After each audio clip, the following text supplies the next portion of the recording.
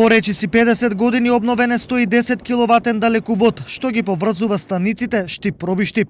Станува збор за модернизација на сега веќе постоечкиот далекувод, поставен на бетонски столбови.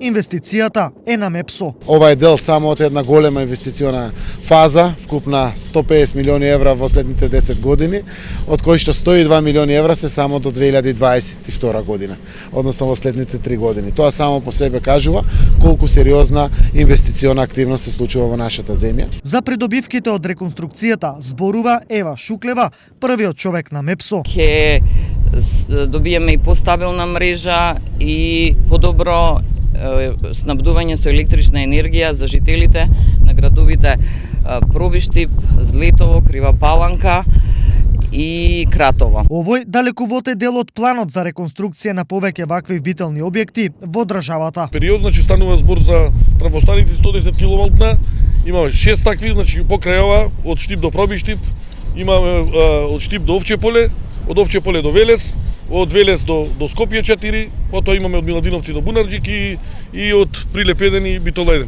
Должината на далекуводот изнесува 25 километри. Ќе биде поставен на 110 столбови, со што значено ќе се намалат трошоците за одржување.